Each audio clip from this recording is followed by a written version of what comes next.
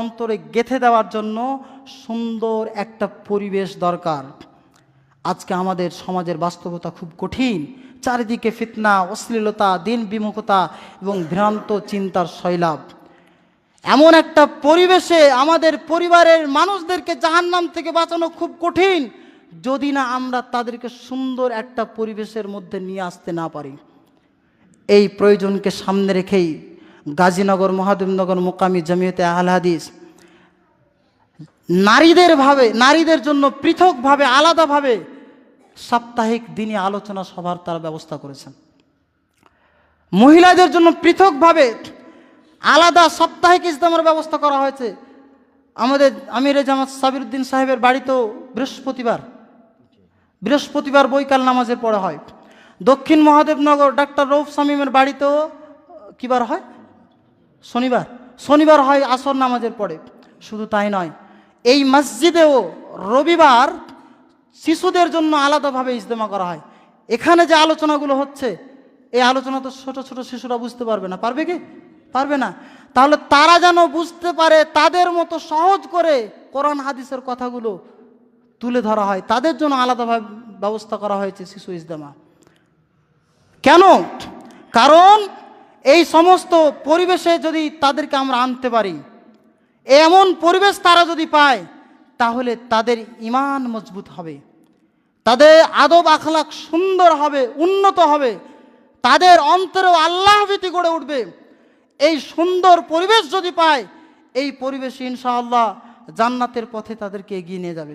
শুধু আমরা নিজেরাই বাঁচবো এমনটা করলে চলবে না।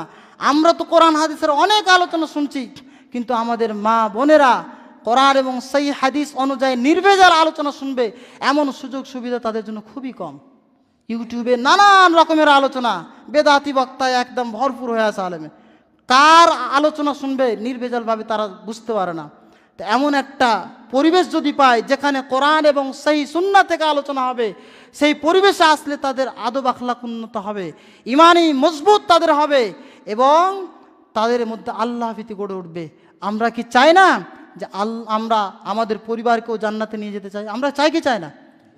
তাহলে আমরা যদি জান্নাতে যেতে চাই, নিজে যেমন সালাত আদায় করছি, পরিবারের লোকদেরকেও সালাত আদায় করাতে হবে। নিজে যেমন হালাল পথে উপার্জন করার চেষ্টা করছি, পরিবারের লোকদেরকে হালাল উপার্জনের প্রতি উদ্বুদ্ধ করতে হবে। আমি নিজে যেমন সাপ্তাহিক দিনে আলোচনা সভায় উপস্থিত হচ্ছি, ঠিক তেমনিভাবে আমার ছোট্ট ছোট্ট যে ভাই আছে, আমার যে সন্তান আছে, তাদেরকেও শিশু ইজতেমায় নিয়ে আসতে হবে।